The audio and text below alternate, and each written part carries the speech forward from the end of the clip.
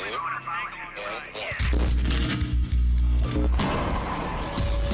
hobbyists, sports fans, and collectors nationwide and abroad.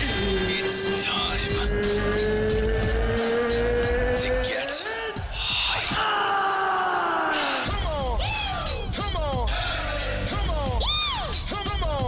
About the hobby we are all a part of. Live from the Mojo Break Studios, it's Dan and Doug. Check it out. Come on! So, get hyped. Be hyped. This is The Hype.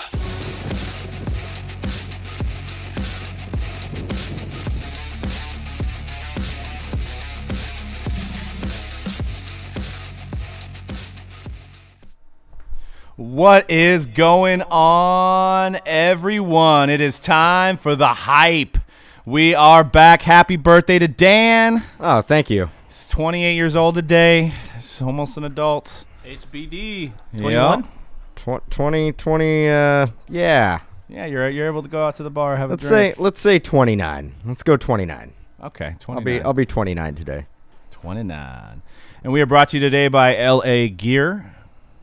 Some sweet shoes that I advise everybody to go out and get because I'm going to be rocking them shortly here. LA. Remember the LA Gear pumps?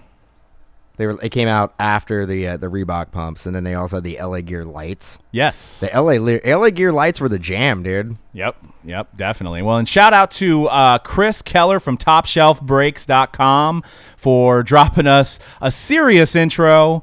It was amazing when we've heard it for the first time. It was just like mind-blowing, epic. So thanks again, and check him out, TopShelfBreaks.com, with some good stuff. And we're gonna have him on soon, as soon as we can figure out how to get video in on the show and it have no lag. So, but today's show we're gonna talk NFL Week 1, contenders, NBA, NFL rookies and sleepers. Spectra came out today, and it's been full of color. It's absolutely some patch-tastic stuff going on with that. And we're going to talk about the first off the line that came out this morning and sold out immediately. But wanted to get into the NFL segment with you. The two leading quarterbacks of Week 1 is Sam Bradford and the great Alex Smith. Hype or hot air, Dan? Oh, man, those are two guys I really like. I like Alex Smith, and I like Sam Bradford. Two good guys. Good for them. And they're like, well, Alex Smith is your typical game manager, but he is putting a system to succeed. He's probably not going to put up the yards he put up, last week. Sam Bradford's legit, though. If he stays healthy, he can put up some yards. And look at that face. Look at both them. Look at both their faces. Man, two guys that were both near and dear to our hearts as Niner and Ram fans. Sam Bradford's career for the Rams was a pretty sad showing.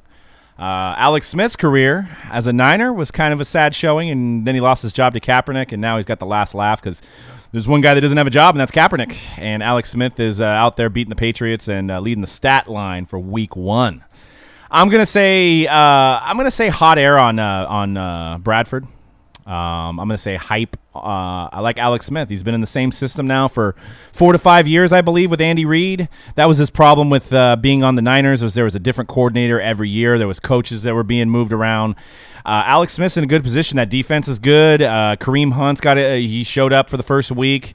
You got a lot of weapons in Tyreek Hill, Travis Kelce, and so I like the Chiefs there, and that's going to be a real tough division for you, C-Rad, with the Chiefs, Broncos, Chargers, man, and the Raiders. That's going to be a dogfight to the end. They could all die. Whoa! All right. I mean, I got to vicariously live through the Raiders over here in the Bay Area and be jealous and pissed at the same time.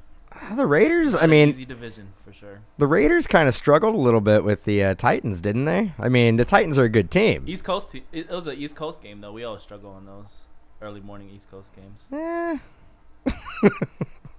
And then I don't know, man. But the Chargers look good. The Chiefs look good. The Broncos look, and the Broncos were the team that were supposed to win that division. Yeah. So better watch out for the AFC West. It's not going to be it's not going to be an easy year for any team. Yeah, and you got in that division. Phillip Rivers with his 7 kids slinging the ball. I mean, they've got Melvin Ingram, Melvin Gordon out there. It was a true display. That was probably the best game of the week last week. Was the last Monday night game. So it was saved the best for last, and that was some good football. Maybe some bad announcing on the portion of Rex Ryan, but it was a good football game, and it's going to be a good football season. Football's here, and we've got some products coming out like Spectra. The Charger Bronco game? Yeah. I think, the fourth quarter was good. The rest of it was pretty trash. Yeah, the Chargers made that comeback and then freaking iced the rookie kicker. That guy probably shat his drawers when he had to kick it again, and he wound up shatting the bed to lose the game. I actually feel that the early games, like our time, the 10 o'clock games, were kind of slow, kind of boring, especially like the first half of those games. And it kind of felt like everybody was trying to get into the momentum of the start of the season. Yeah. Really sloppy. I saw like a blocked punt for a touchdown, interceptions galore the first half, a lot of fumbles. Like, it's kind of sloppy football, but it got a lot better as the game went on. Well, then the 1 o'clock games were pretty good. Pretty good. I mean, good for me. Not so much for Niner fans. We see why you like the afternoon games. Well, yeah. Yeah, it's pretty obvious. If you would have told me the Rams would have scored 40-something points and they would have had the most points in Week 1 out of any NFL team, I would have taken that bet any day. Me too. I mean, let's face it. The Rams they're still built around their defense. So if you would have asked me, over or under, are the Rams going to score 46 points in the first 3 weeks combined? I may be like, I don't know. It's going to be that's a toss-up. Yeah. But 46 points in 1 week, it being the first week, granted, 2 defensive touchdowns, a safety. The defense was swarming around. I do know it was Scott Tolzien, so I get it. But they look good, and they're getting Aaron Donald back, so... I think they said that the Jared Goff's first 8 starts, I think he started 8 or 9 times last week. He was last 0-8. year. 0-8. No, but the total points he scored was like 80. So he's already like halfway pretty much there. Well, the Rams might have scored 80 points in the season last year. they were up by 3 touchdowns by the half. He had really no pressure on him to have to do anything. It's not like let's get to a point where Jared Goff has to come back. Say they're down 14 points in the fourth quarter. Let's see him perform then. Yeah, and I think the next slide is going right into what you're saying. Is do we have hope? Does LA fans have hope with young Jared Goff? That's at Cal. Yeah, that's he's still got to break away from those Cal days and earn his respect in the NFL. He's not getting any respect yet after this first game. But do you guys are you legitimately as a Rams fan? You're telling me. Let me get this straight. Right now, you being a Niner fan, you're happy with Brian Hoyer. Oh, I'm not happy. as your starting QB over a young guy like Jared Goff.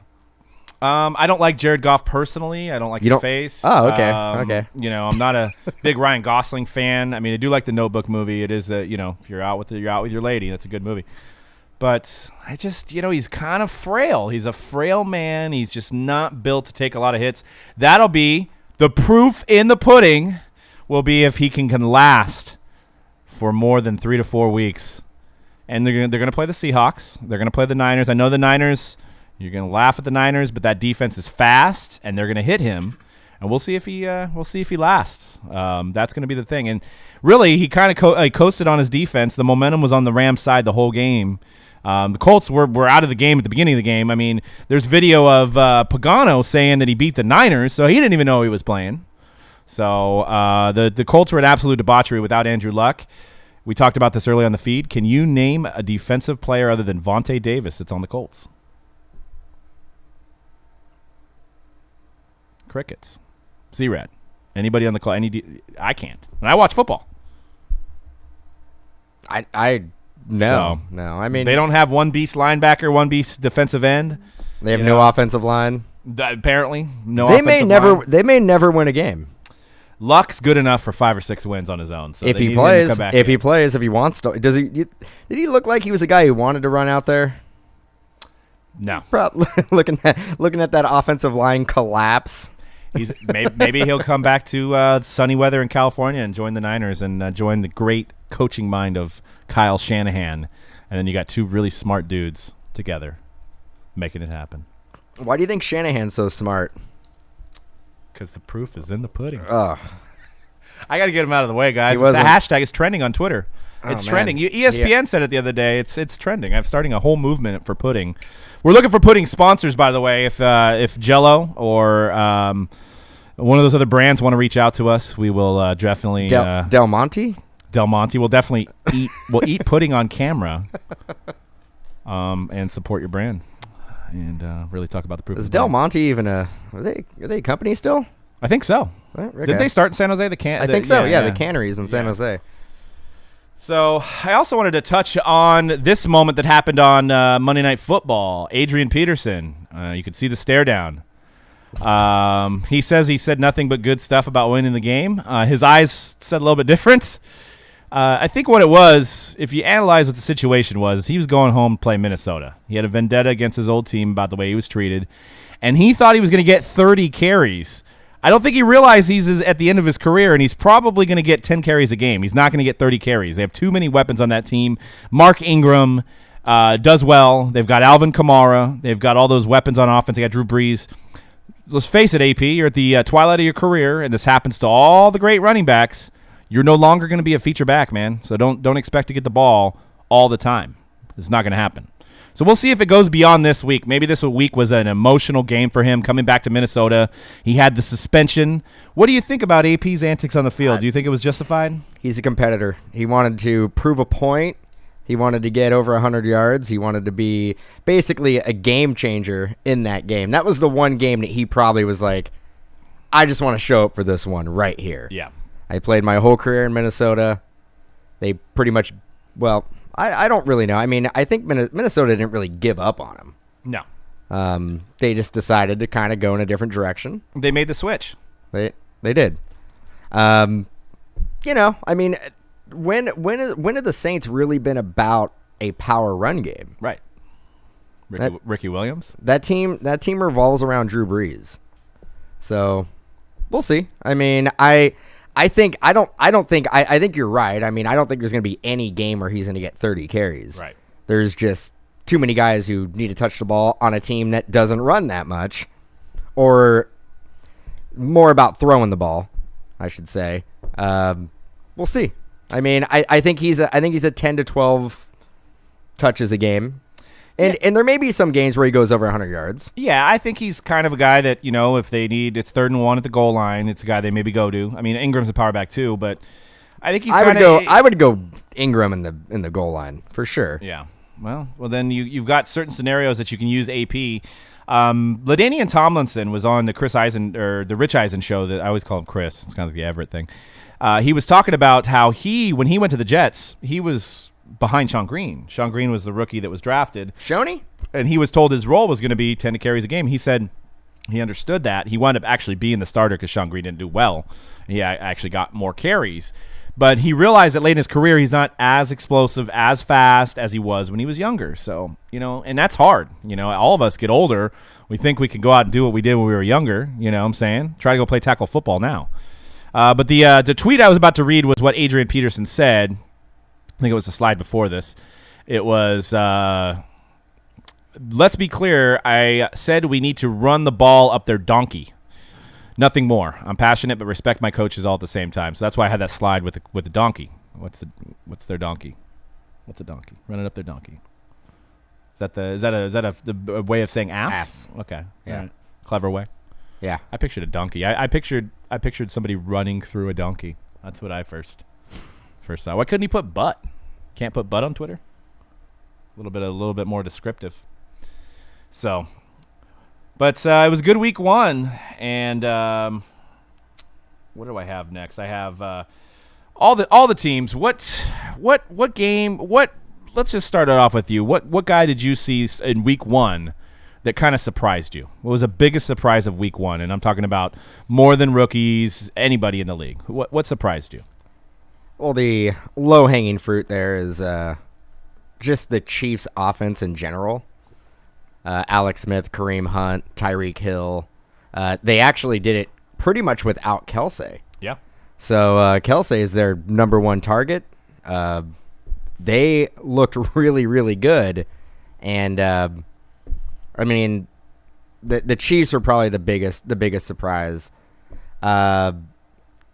The Patriots were also a surprise in the opposite way. They just looked rusty. Like they were just not ready to go that game. Yeah. There was no intensity on the offense, no intensity on the defense. They did lose Hightower, which I think was a huge blow midway through that game, or maybe even first half. But those are my surprises. Yeah. C-Rab, what did you see with Marshawn Lynch, man? Look vintage to me. He's trucking fools. He did. He was surprising to me because I just thought, being out of football, being a little older, I mean, we'll see how his body does through the year, but, man, he was running over young guys like no tomorrow. He's my hero, dude. He's been on two teams that I hate, kind of, I mean, I don't hate the Raiders that much, but I hate the Seahawks. And he's always been just one of those guys. Richard Sherman, too. I like Richard Sherman. It's just guys that you can't hate. Their personality is great. What Beast Mode stands for is great. He helps a lot of kids out, a lot of inner city stuff in Oakland.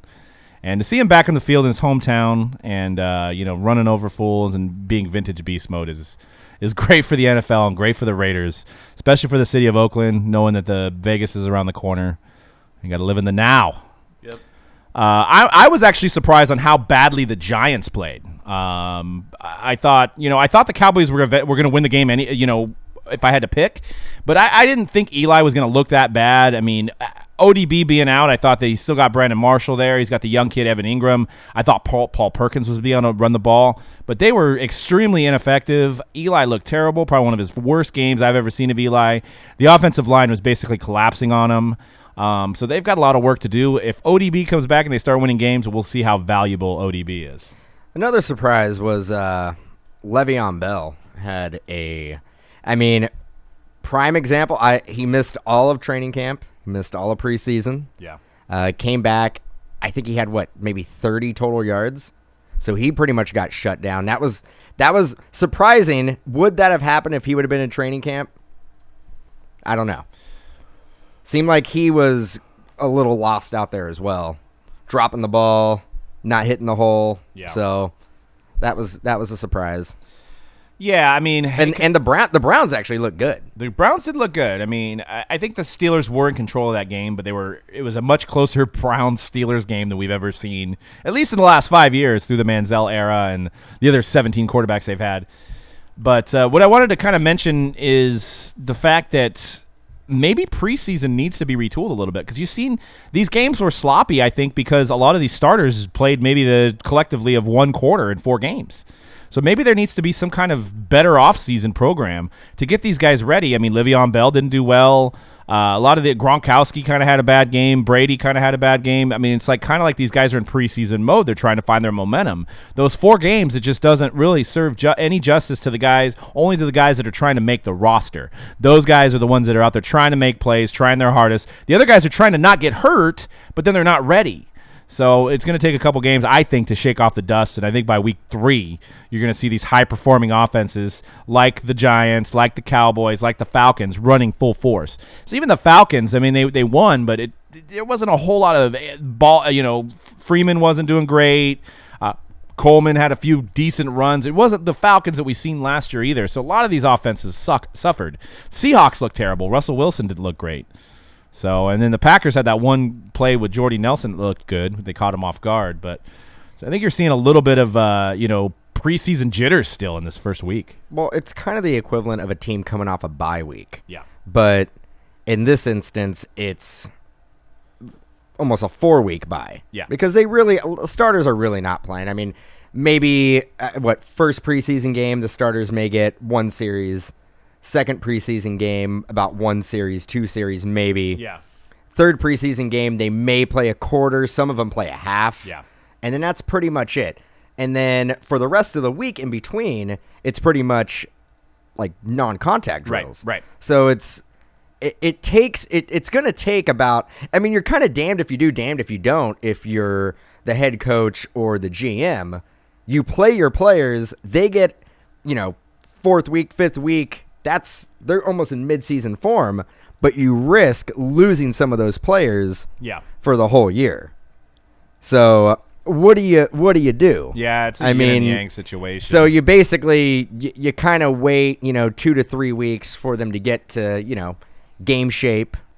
And I think you're going to see a lot of teams that on paper should be a lot better than their record's going to say after the first 3 weeks. Could they, I guess it would be a disservice to the fans. This is out of nowhere. Could they do preseason games with flags? Flag football. Guys are still going to get hurt. We're Right. still risking the fact. Right. How many guys get hurt in practice on non-contact drills? Yeah. I mean, you're going to get pulled hamstrings. You're going to get fall on your knee, kind of thing like that. But like ODB is out because he got hit. He got hit on the ankle. Didn't Reuben Foster hurt himself on it? He didn't even get hit. He just went the wrong way. Yeah, he turned the wrong way. And it was a non-contact injury. Right. Which you see a lot of them. Right. So if you start doing flag football, you're going to have the same issue. Yep. Well, it was like me. I had an injury. I didn't think I was going to be able to walk today. I banged my knee hard into my daughter's bed. And, hey, these guys could be doing that kind of stuff at their house, too. They're falling down the stairs. You just never know. Life happens, right? Falling down the stairs. All right. Well, I wanted to get into Contenders Draft NBA. We were talking about it last week when it initially had released. And now we've opened up many cases of it and really seen its awesomeness. C-Rad, tell us what you're seeing with the first NBA release of the year. I mean, they're giving you at least one of the guys you want, if not both guys you want per case. So you're hitting at least two of the top 5 draft picks every case, and sometimes even 3. To me, it feels like after opening up so many contenders, it feels like the only one that you rarely see, or the player that you see the least, is Jason Tatum for the Celtics, which is a little bizarre, yeah. Yeah, it's a little weird. Yeah, I mean, it seems like it's delivering what you want. I mean, they've kind of brought a brand into the NBA trading card market that is going to be maybe possibly a staple for every year. We'll see how these cards do. It's giving you all you want. This is some of the prices. We were wrong, guys. I mean, this is as of yesterday. So cracked ice $771 on Lonzo and a base at $322. I think I'd buy that cracked ice at $700. I think the sky's a little bit higher than that. I think it's more like a $1,500 card. Yeah, no doubt. If he plays well. So it might still be a time to invest in Lonzo. I mean, you got to remember a lot of these guys got these cards in breaks for $50, $60, $70, $100, whatever they got. Some of these in random breaks. And they're willing to put them up as an auction, and maybe they ended a good time, and there's not a whole lot of hype because it's not NBA season. But I mean, if Lonzo comes out and is averaging a triple double in his first week or whatnot, that could be a $1,500 card. It's cracked ice. I mean, it should translate well. I've definitely noticed that the prices, for some of the rookies are high, but there's still a lot of room to grow for a lot of these rookies for these cards, especially the cracked ice parallel. I tell a lot of people this as we're opening contenders, but the cracked ice parallels, I believe, are going to be one of the staple rookie cards to get, I believe, in this year. You have your pro uniform stuff where it's going to be the silhouette from preferred RPA, the NT RPA, the Prism rookie base card. But I think cracked ice may be one of the key rookie cards to get for these guys. Especially, it's going to probably be unless they come out with a pro contenders. Right. If it's their only cracked ice for the year, I think it's going to be one of these PC staples. I'm actually kind of surprised that obviously we feel that the cracked ice right there at 771 is below what we all felt. What we all predicted. Yeah, all predicted was going to go for. I actually think the 322 for the base auto is higher. Yeah, I do too. So I'm like that. Usually there's a pretty substantial disparity between the base auto and the cracked ice in any contenders. Right. And this really is just double. Yeah, I mean, I would say it would be at least 4 times what a base auto would go for. Well, what I'm thinking happened here is I think, people were just trying to buy Lonzo's auto. So I think there was more people just trying to get an auto. They didn't care about the paralleled versions. But I think the collectors, once the season starts and these guys are, going gaga over Lonzo, I think the cracked ices will jump up. So like I said, it could be a time to invest in some of those cracked ices if you can get them around that price, because it could be a $1,500 to $2,000 card if he's killing it. So yeah, I mean, right there, Markelle Fultz base auto going for $91. Yep. That seems a little cheaper to me. That's a steal. That seems really cheap. I That's a steal. don't know. Because the thing is, like, people are saying, I want to wait for the pro uniform stuff, but keep this in mind: the first release hoops, they're not going to be on card; they're going to be sticker autographs. Yeah, we probably won't see an on-card auto until maybe Court Kings. Yeah, and sometimes even those are like Under Armour or they're in their polo shirt. I mean, I think with the main guys, they'll probably be in their uniforms. But, yeah, that'll probably be the first on-card release. And that usually doesn't go for – the main guys usually don't sell for more than like $150 usually. No. But, I mean, we'll see with this rookie class. But, yeah, I mean, maybe it's going to take a few years for these college uniform autos that come out early to take on. You got to build some rep. But they did a good job with the hype of it. The product shot way up. It's drying up, and everybody wants it over the other product that they released at the same time, which was Preferred.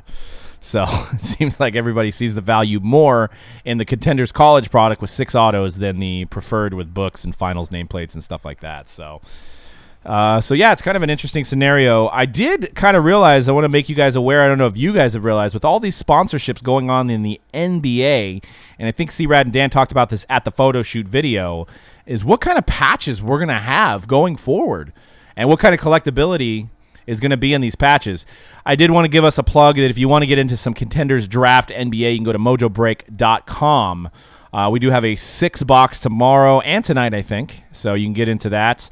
We have plenty of contenders, and you can check out our schedule, which is everything's scheduled. If you haven't used our site for breaks before, if you just watched the hype, you can check out our schedule on the right side of the site and on the bottom of the site, and it'll tell you what time Pacific it's going to break. So I think that's in the next slide, a little screenshot of our schedule. So it'll show you how to get in and when it's going to break. So that's a little screenshot of just today's breaks. But we have pretty much a week in advance scheduled out, so you can kind of see and plan your day around the break and get in. And even if you can't watch it live, everything's archived. So, but I want to get into the next segment, which is the patches for the NBA. So there's been 14 teams that have been confirmed with sponsorships from basically how this works is it's the highest bidder. So whatever, you can see with Orlando, Disney makes sense, Florida, Magic Kingdom.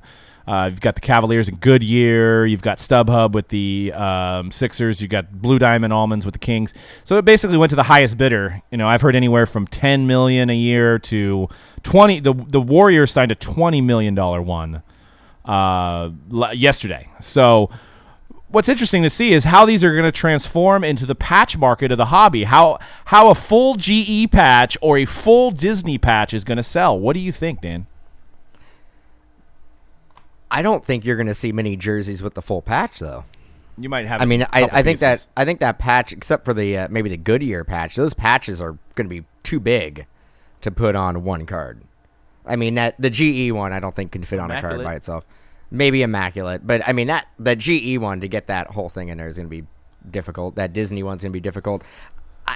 More patches, the better. I mean, some of them, the StubHub one doesn't really pop, and I don't really know the connection between Philadelphia and StubHub, because StubHub is owned by eBay, right?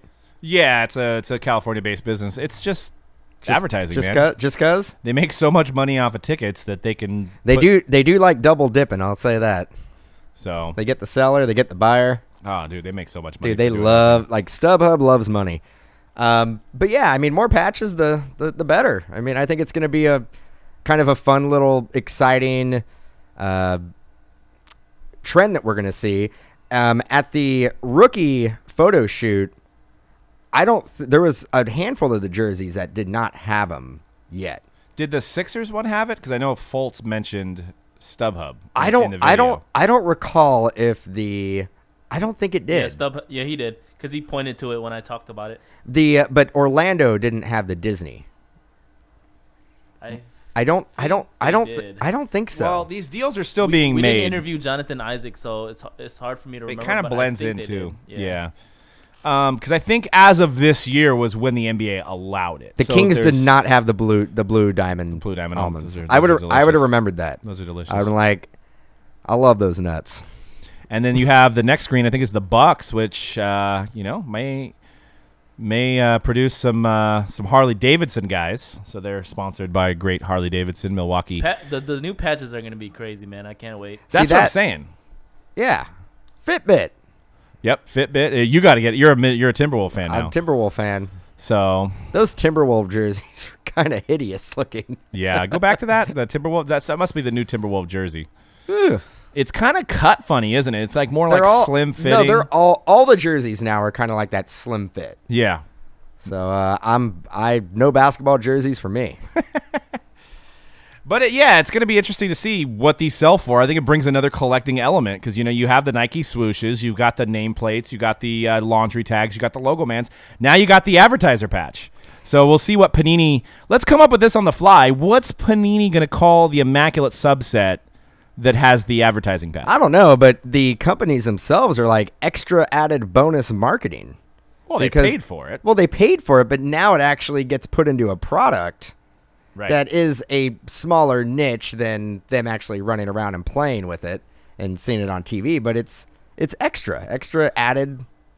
Well, these, and I know advertising is key to success of business, but these guys don't need. I mean, Disney does not need advertising. It's almost like we need some extra tax write-off, so we're going to throw $20 million in Orlando for the year, and we're going to be able to write it off, and then it's going to be on the jersey, and we're going to do some promotions. I don't think many people are going to be watching an Orlando game and being like, you know what? Been really thinking about going to Disney. Right. I know. Oh, man, Aaron Gordon dunked it. I'm going to go to the Magic Kingdom tomorrow. Maybe. So, I don't know. You see people walking. The Warriors signed with who again? Right there. Rakuten. What do they do? I don't know. I'm going to say they are a tech company of some sort. Maybe some cloud-based storage. It's a Japanese-based company. Oh, cloud-based storage? Based in Tokyo, Rakuten is the largest e-commerce site in Japan and is among the world's largest by sales. So they are. So they're in the Silicon Valley. And not that company. The Warriors. Yes. And they couldn't get a local company. They gave them $20 million a year, by far the highest. Their stadium's called Oracle. They couldn't get an Oracle patch. $20 million. They literally, the Warriors took the highest bid, which was $20 million.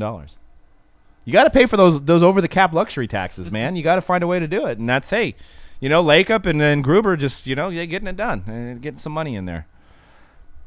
I'm sure there was 20 or 30 companies trying to get on a Warrior jersey. Just in case the owners and NBA is not profitable enough. I wish their logo was blue. I know, it throws off the jersey. Dude. It does. Well, they didn't care. It was $40 million. Yeah, I think it's a 2-year deal for $20 million a year. So Jesus, I'm not gonna be excited to pull a Rakuten patch. I'll tell you that much as a Warrior fan. Well, and we had a question in the chat if the Heat.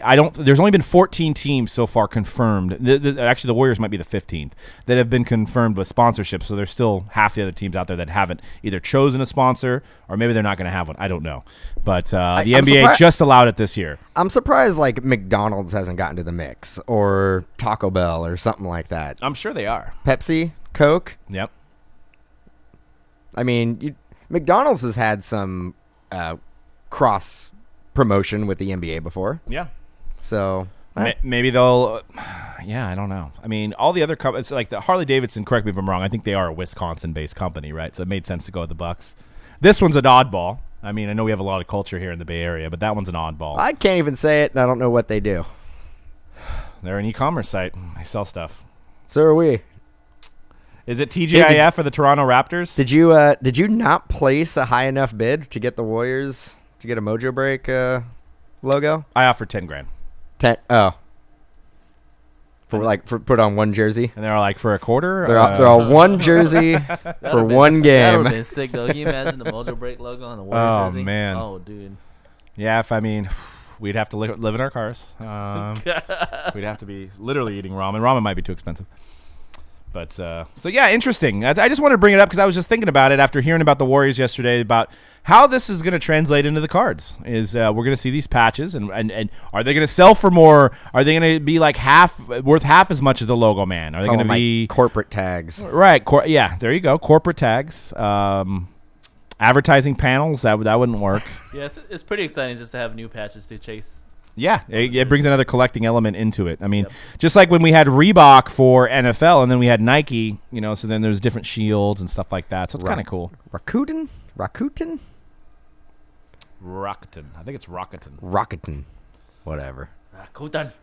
I don't like the giant red R, and I know we just talked about that. That's weird, man. Yeah, they couldn't go with just a blue logo for that one. But hey, if that's your logo, you got to keep it the same, right? Actually, you know what? They would have been good with the Rockets. Weren't the Rockets? It's close. Got the R on there. And then I'm thinking, I just throw Oracle. Oracle, I think actually their logo is red as red. Well. Yeah. So couldn't find a blue one. I guess not, man. No. Could have done. Fitbit probably would have been good because they're a blue. They would have went with the Warriors. Then you would have been excited. I would have been excited. Yeah, you're all in on Fitbit. I'm going to talk about 2017 NFL rookies in Week 1, specifically Kareem Hunt and his prices on eBay. Center stage Thursday night, I had him as the top fifth in my rookie standing, so I got one thing right last week.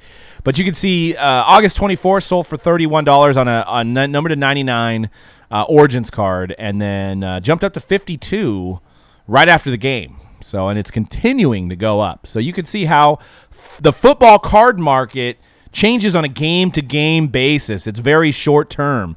So you could invest. You could have invested him at $30 and then turned around and flipped that and made $20. Or if you invested in one of his higher-end cards, maybe made a couple $100. That was just an example of one of his low-end cards just from one performance. And a lot of people will say that Kansas City is kind of a small market team, but when a guy performs in football, the hobby takes notice. Doesn't matter. If they have a game like that, first game of his career, historic. I mean, it was amazing. It doesn't matter what team he plays for. Yeah. But imagine if he played for the Cowboys. Yep. It would have been ridiculous. It would be like Elliott last year. But yeah. I mean, what do you think? Do you think Kareem Hunt is going to get 1,000 yards? Do you think he's already is he shoo-in for it, or do you think it's just a one game? He blew his load in one game. It's a little early. Yeah, you'd like to see a little bit more out of him. Early. Give me about 3 to 4 weeks. I will tell you right now, he is not. I would say next week. Do they have a Thursday night game? No. They're not Thursday night because they were Thursday night before. No, they play Sunday. Sunday. I don't see him having another 100-yard game for the next couple weeks. Well, I guess teams are gonna playing zone in on him. They're gonna get beat. They're gonna have Alex Smith beat him.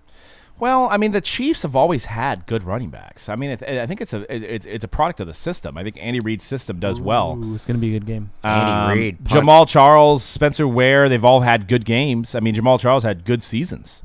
Charkandrick West. And Jamal Charles sells for nothing. Even in his peak, he was selling for nothing. Charkandrick West. And yeah, good point in the chat. QBs are probably the one to invest in. Dalvin Cook broke the rookie record for Vikings right in front of AP. It was like the Vikings were smearing in your face. AP, smearing his face into the ground, saying, "We got the new young buck. Let's get rid of the old buck, the old bull. Get the old bull out of here. Give him to the Saints." So Dalvin Cook did good. Obviously, Leonard Fournette had a good game too. All these guys' cards are popping a little bit. I was talking before we started Spectra that this seems to me, in my recent memory, that there was more rookies in the top 20 in stats than I can remember in the last 5 years. What do you think? Is that truth? I mean, really, besides Kareem Hunt, there was some good games. There wasn't any phenomenal, amazing games. Well, you had there was only 5 running backs that had 100 yards, and 3 of them were rookies.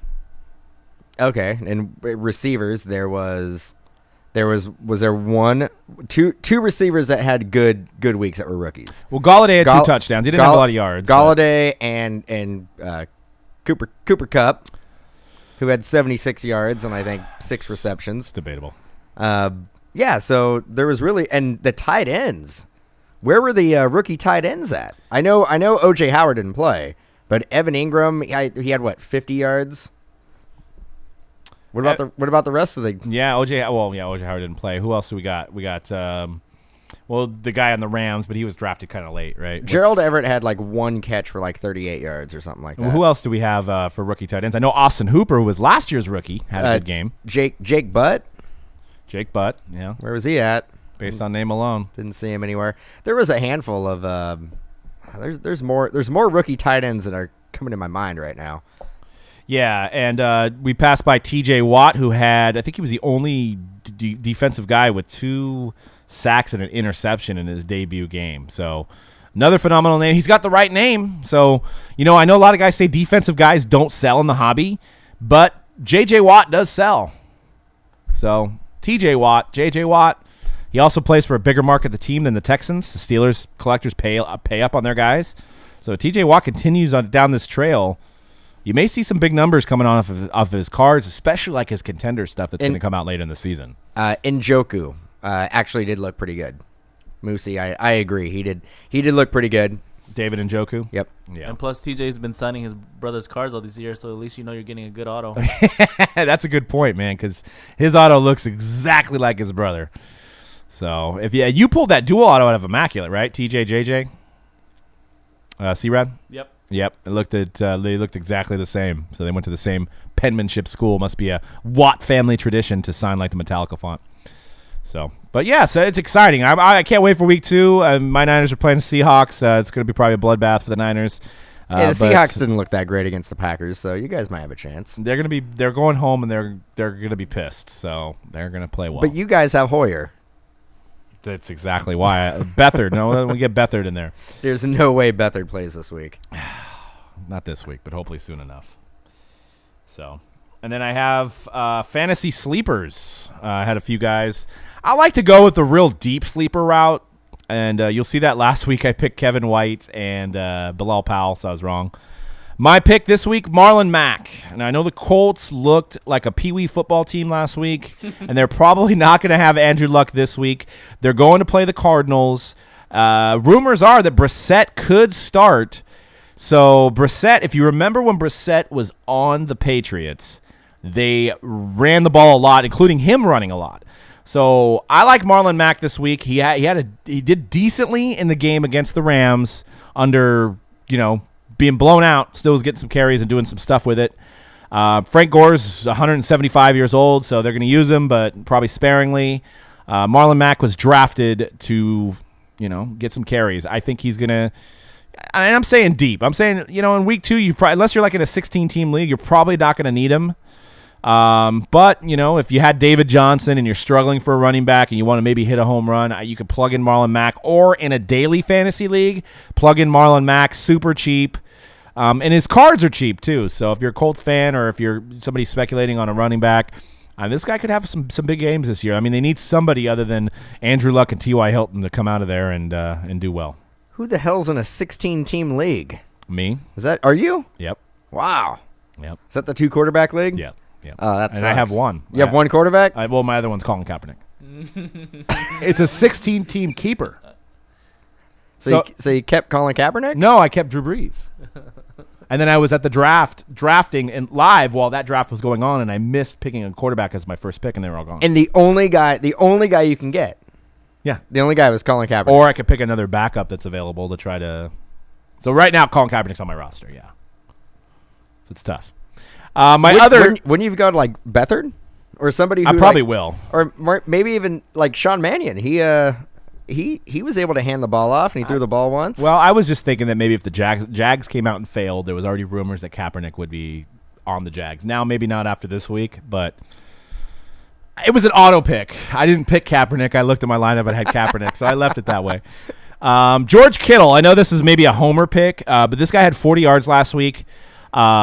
He could be a tight end if you have a deep roster and you can stash a tight end in a regular league where you're drafting. He's the future. They got rid of Vance McDonald over there. Vance McDonald's now a Steeler. This guy actually has chemistry with Beathard. He went to the Iowa State with Beathard, and they like him there. So, and they don't really have a standout receiver, and so it could be a guy that gets 50, 60 yards a game with possibility of some red zone action. And he's a rookie, so he was just eased into the game last week. So he's going to get more opportunities this week. I like George Kittle a lot. But like I said, deep sleeper. Maybe another thing when you're playing daily fantasy and you're in a big tournament, you can go ahead and add George Kittle. Dan, what's your pick? Chris Hogan. He played a lot of snaps. I think more snaps than any receiver by far on that team. They're going against the Saints that gave up the second most amount of passing yards. And I think Brady and Chris Hogan are going to kill it this week. I think he's actually going to lead this week in receiving yards. They do have a favorable matchup. They do. The Saints. They do. I can see that. I like that pick. So Chris Hogan. I like that pick. Dan just picks white receivers every week for his sleepers. Just mark it down. Plus, I think Brandon Cooks is going to press a little. So you're thinking that game's going to be like a 35. Oh, it's 45. it's going to be a lot of points scored. That might be an exciting game. I mean, how many more times are you going to see Brady against Breeze? I mean, two of the best quarterbacks of our time right now. Going at it. But kind of like a Manning Brady. Hogan's going to be the dude. I like that. I may have to put him on my daily fantasy for this week. So that's pretty cool. So yeah. Try to do this every week. We're all watching football, so we're going to try to do some sleepers. Moosey in the chat says Cohen. I liked Cohen's speed. My only problem with Cohen is that there's Jordan Howard there. But, the Bears are going to need to do whatever it takes to get some points on the board. And that dude's looked ridiculously fast. So he's a running back on the Bears. What was he, a third or fourth rounder or higher? Because I don't think he has cards. He wasn't a rookie premier guy. I know that for sure. So maybe fifth round? Yeah, so, I mean, he had one good game. I'd like to see a little bit more out of him. But he's a good change of pace with Jordan Howard. Jordan Howard being the big bruiser back. Tariq Cohen more like the Sproles, more like the Woodhead type, fast, speedy guy, catching passes out of the backfield. So we'll see. I'm assuming, like, Jeremy Langford is still there. I think so. I don't know what happened to that guy. I think he's still there. They can't just have two running backs. There has to be a third one somewhere on the roster. Yeah. Oh, he's only an unparalleled? That's interesting. I was just going to say, we were talking about that yesterday with the Bears. It's like Langford had a good year, and you're like, okay, people are drafting Langford. Kadeem Carey didn't have a bad year. No, Kadeem Carey did good. And then they drafted Jordan Howard, and then those guys were forgotten. Now is Tariq Cohen going to take over for Jordan Howard? Is it just like next man up in Chicago for running backs? It's crazy. It's crazy, man. And Spectra, talking about football, Spectra released today. It's just as good as it was last year. Lots of color, lots of patches, lots of chase. And the best part of it for group breaking is there's 11 hits a box. So in your 4-box breaks, which we have today, you're getting 44 hits. And in your 8-box cases, which we have today, we have a random team style that has a few spots available. You're getting 88 hits in the entire case. So it's hard to skunk. There is a possibility. Don't hold me to it. But a lot of nice stuff, all the top rookies. It's got the gold vinyl. You can see right there. Mitch Trubisky, 1 of 1 patch. So that's sick. We didn't pull that one, but that was on eBay. I pulled this morning, and that's on card, Peyton Manning. So you got a great blend of the new rookies, vets, legends, prime patches, colors. There's a card that I heart we pulled today. I want it. That's my man, CJ Beathard, number to 5. So you can see that's a black parallel with the white pen. I like that. So Spectra, it's nice. So check out the site, mojobreak.com once again, and you can get in on Spectra and possibly score one of those ridiculous gold vinyl cards. What do you think of Spectra today, Dan? It was good. I mean, it pretty much the same subset, same kind of setup as it has been in previous years. Nice patches. Got all the right guys in there. A lot of vet and legend hits. We hit a Jeff Garcia. Whew. I know. I laughed at that card. Have not seen a Jeff Garcia auto for it has to be at least 10 years. I'm like, yo, can I get a Rich Gannon out here? I know, right? Rich Gannon's been in some stuff lately too. He was in Jeff Garcia. He was in Absolute, I think, or something. But yeah, they that's one of the good things about Panini is they are actively trying to get guys. Now, whether you love or hate Jeff Garcia, it's something new. It's something new, and there's got to be some Jeff Garcia collectors out there. I know his dad collects them, so I mean, you might be able to sell Jeff Garcia's dad for a couple bucks. So that's a good thing to have some variety in the set and introduce some new names from the past. What was it, Ahmad Rashad? Ahmad Rashad. That's pretty dope. And then the regular Panini guys like the Dan Fouts. They have those guys in there. Who's the Colts guy? Raymond Berry. Raymond Berry's in there. Yep. So they have Cordell Stewart. Cordell Stewart was in there. That was cool. Yep. Slash. Yep. And ending off the show with the first off the line, we talked about this a couple shows ago. If you don't know what it is, Panini is selling certain hobby products direct to the consumer that is allowing you to get the product 2 days before the national release and it's going to have exclusive parallels only to the first off the line set. So it's kind of similar to if Nike released a limited version of the Michael Jordan shoes, and you were able to get a limited version, and it's sold directly through Nike. So kind of similar to that, I guess, was their thought process. So as an update, Immaculate Basketball was released this morning with really no warning other than a Instagram tweet and a blog post at 8:45-ish Pacific time. Oh, we need to know the exact. We need to know because there's no stamp on their website. Because I'll tell you right now, I got wind of it around 8:45 and they were sold out. Yeah. So yeah, I mean, you would figure that they would probably release it at like a top of the hour, so maybe an 8 o'clock. You would think so. So maybe it came out at 8 and it was sold out by 8:40. I don't know. I mean, it was sold out when I got there at 8:40, which it probably sold out at 8:10, 8:15. It's hard to speculate when you don't know how many boxes were released. Right. That's key. That's key in knowing the program. So, I mean, is it safe to is it an 8-box case? 5-box. 5-box case. All right. So if there was 10 cases released, which I think it's north of 10, that would have been 50 boxes. Also, how did the checkout process work? Was it one per cart, like one per household? Can you put all 50 in there? Can you, I don't, there's a lot of, there's not a lot of transparency with this program out of the gate. And I know it's a new program. Yeah. But there needs to be something with guidelines telling us how much is being released. Yes. How much is left in stock? Because if you look at that, you don't know. No idea. You have no idea. So I think that's where, again, giving Panini the benefit of the doubt, if they release a time, let's say they do a tweet at 7:30 saying it's going to get released at 8 o'clock. They have an e-commerce website. We understand how that works. The cart could only function as fast as it possibly can. There's going to be about a delay, about 30 seconds there. You can have massive amounts of overselling. So if they actually told everybody what time it's going to go on sale, it could have been a disaster. So I understand why they would just kind of push it out, and whoever was lucky enough to go onto the site and found it was able to buy it. Right. Well, I got a couple points I want to add, and some guys have some stuff in the chat, Jay August and Busta. For one, we're going to be able to figure out how many they made because there's an exclusive number to 5 parallel in every box, right? So we're going to be able to figure out if there was 10 guys on the checklist, then there was 50 cards produced, which means there was 50 boxes produced. So assuming they're going to release a checklist off the first off the line. So if they don't release a checklist off first off the line, then we don't know other than trying to find the cards on eBay and then doing our own checklist for it. So we'll know right away because every box has a number to 5 parallel. So we'll know how many they made. My issue is, I don't know. Maybe August, do they let you know what time it's coming out on Walmart? So if Walmart's releasing a hot holiday toy, do they say check back at 9 a.m. on Walmart.com? So this is where I felt Panini did drop the ball. And I know what Dan's point is. I felt like they should have been promoting it for the last week, saying at 9 a.m., at 9 a.m., at 9 a.m., at 9 a.m., at 9 a.m., so that the whole collecting world was able to at least have an opportunity. But they don't have to buy. They don't have to. It's going to sell out regardless.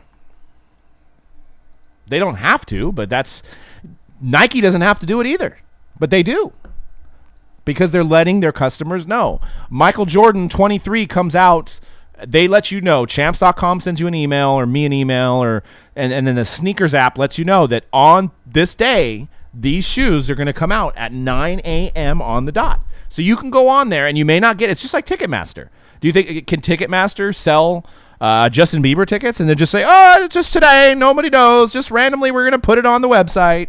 Yeah, but the only thing that and I'm not saying there's any tomfoolery going on with Panini, but there's a lot of room for non-transparency things happening this way.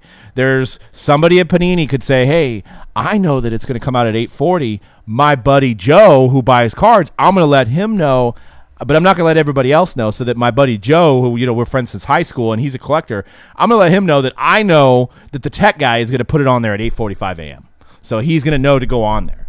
So without letting the public know, that means that there could be some transparency issues. That's all I'm saying, is that they should have had a set time and a date for this product. So that's it. And I don't know if they're going to do that with the rest of the releases, but I don't even think the public has grasped this first off the line program and how it's going to affect a lot of different things. You got Prism coming out with the hottest rookies that we've had since the 03-04 season, and there's going to be exclusive number to 5 cards of probably Lonzo, probably Tatum, and there's going to be people that are able to get these cards, and there's going to be a lot of people that miss out if they do not let people know the time. I will be interested to see how many distributors have the first off the line Immaculate available. We already kind of know that one did buy some. And I would like to know how many larger online retailers are going to have the first off the line. That is where that's where it's going to be like, well, how did they know? How did they know? That's where the transparency comes into effect. How did they know to buy it and nobody else? We'll see, because we'll know who's breaking it. Yeah, we'll be able to see. We'll know who will have the stock. We'll know who's comboing it up with whatever other product or charging an insane amount for it. We'll know. Right. And I know it's their product and they could sell it to whoever they want. I get that. That's fine. And yeah, Jay August, to add to your point, they realize that you don't have a valid threat to stop them other than not selling Panini, and that hurts your bottom line. Yeah, but, to be honest, I mean, some shenanigans get pulled. People think things differently. I mean, I'm not saying this is a shenanigan. I just wish we were more informed. There could have been more communication on this program to everybody, and especially people that have supported them, like us, for 7 years. Distributors that have, maybe the distributors were in the know, but there should have been an opportunity for everybody to buy. Would there be a program to, this would buy cause chaos, to do like a random on who is able to buy the boxes? I will guarantee large online retailers will have Panini first off the line available on their site. I mark my words 100%. I guarantee you. So, my point exactly is, how did they know? Because they knew something that nobody else knew. Right. And it did trickle down, and I do know one distributor did buy some. Yeah. Not going to name the distributor, but I do know that they were able to buy some. So they knew, and we didn't know. So I was going to try to reach out, but I wanted to watch the process play out. I was going to reach out, try to tweet, say, hey, see if any of the contacts I have, if they could give me a date or anything. But I said, I want to sit back and see how they handle this. And I think my next step, if any of you guys bought a box, I want to know. And I want to see it when it comes out. Not only is it going to be good content for everybody else to see what this product looks like 2 days before, but it's going to be interesting to see how they, these parallels are coming out and stuff like that. So I just want to know if you were able to buy a box on Panini's America's website this morning and you were able to get Immaculate box confirmed, put it in the comments field below on the YouTube video. Say, hey, I got a box. I think you're going to crickets. Sure. Yeah. Crickets. Listen, I got the answer, Sway. It was China that bought them all. We're running short on time, Brent. I do like Carson Wentz, man. I like the weapons he has around him. In that division, I mean, you've got the Cowboys still probably on the top there, but I think you have the Redskins taking a step back.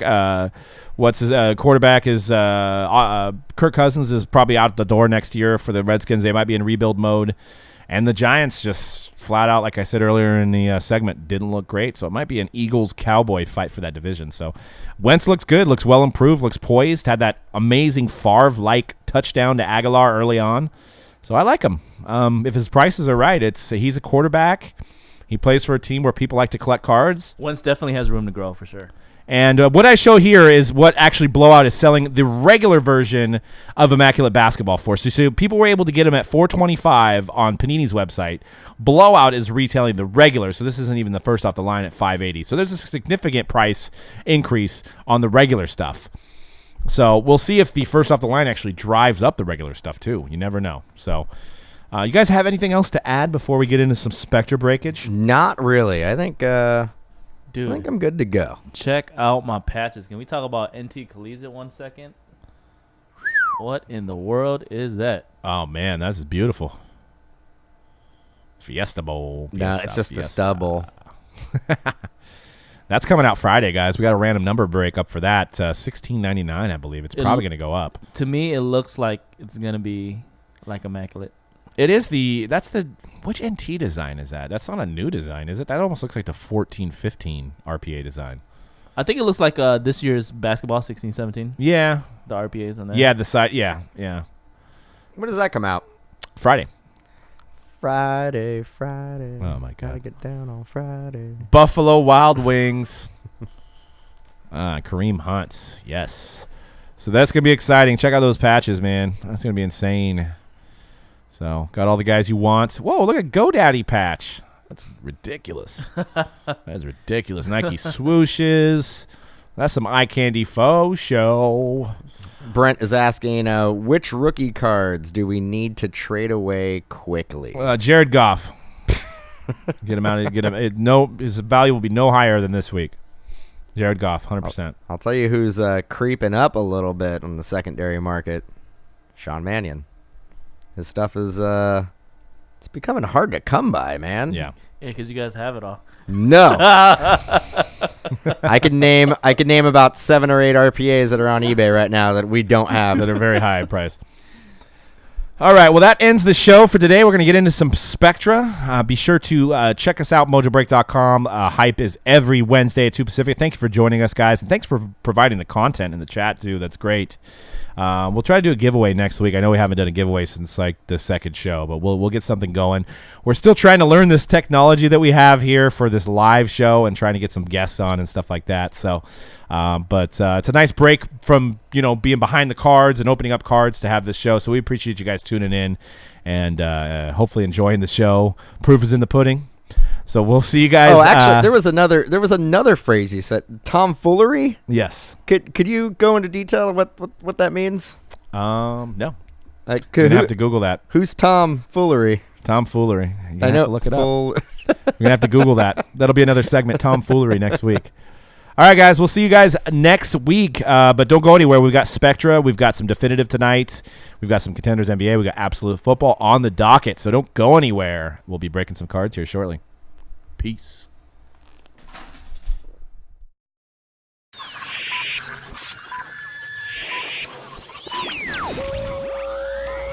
Okay, we are clear. Ready to go live in 5, 4. Cue the talent. 3. Hey, I said cue the talent. 2 and 1. Attention hobbyists, sports fans, and collectors nationwide and abroad. It's time to get hype. Come on. About the hobby we are all a part of. Live from the Mojo Break Studios, it's Dan and Doug. Check it out. Come on. So, get hype. Be hype.